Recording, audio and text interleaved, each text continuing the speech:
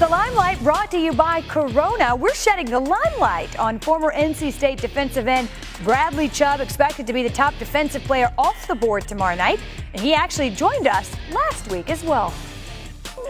I'm going to ask you this last question because I want to know. Astro Chubb is your Twitter handle.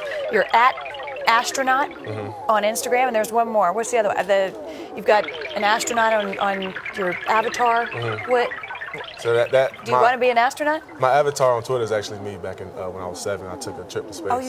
Oh, you took a trip to space. For real? I'm kidding. I wasn't prepared for that one. No. Okay. Well, we call that your brain not working fast enough, Bradley Chubb, but we're happy to have you back. Brought to you by Old Spice. We're glad to hear from you again. And, we talked about the astronaut deal, but your mom told us when you were younger, she called you Tigger. Why is that? It's because if you actually around me and when I'm just trying to sit still, I'm always bouncing, moving, fidgeting and stuff like that. And when she was trying to take naps, I would come in there and move around and make sure she never went to sleep. So she always called me Tigger because I was just bouncing around and always moving. You're lucky that tomorrow night should go quick for you because you certainly wouldn't want to sit still in the green room. And speaking of bouncing, though, you've had some pretty memorable dances on the football field. We've got to see you break dance against that game against Boston College. And so I think there are some folks asking if we'll see any moves tomorrow night. Or in the NFL, I guess I should say. There you are.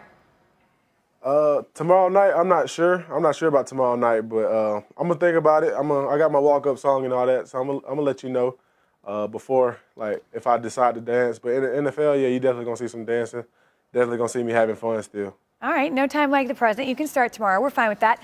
We're a little over 24 hours away now, and the Browns will make their selection with the #1 pick. Most mock drafts have them opting for a quarterback. Have you tired yet of all the quarterback talk?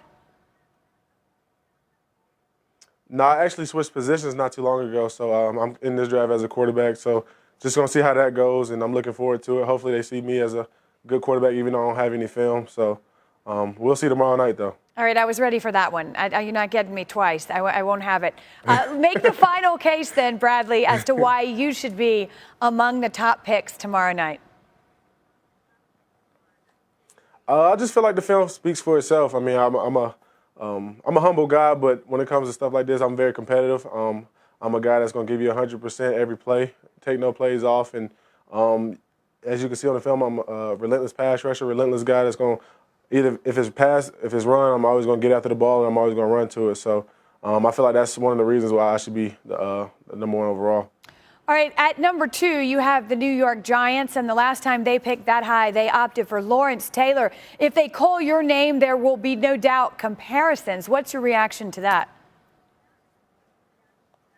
I mean, honestly, I don't think there's any comparison to Lawrence Taylor. He's probably the best player to ever play the game of football. I mean, he was just so great in what he did, and the comparisons to that, it would be insane. But I mean, I'll just go out there and not try to live up to those expectations, but just go out there and continue to play the game like I know how to and do what I've been doing since I was 4 or 5 years old.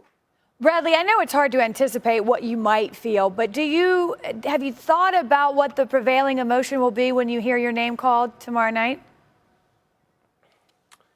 So I actually got on Twitter and I saw somebody made a poll that I'll be the first one to cry out of all the draft prospects. So I thought that was a little disrespectful. So now I won't cry. I'm going to just smile and be happy. So they ruined the crying thing. If it happened, it was going to happen. But now I'm making sure I don't listen, do that. No tears from you, just out of spite. Okay, I like it. Perhaps a hug, though. Who's the first person you'll hug? It depends. I think my mom's going to be next to me. So my mom and dad going to be next to me. So I'm going to hug them two first and then move down the line because it's going to be a big table. So got to get everybody in now. Bradley, how many people are coming with you to the draft?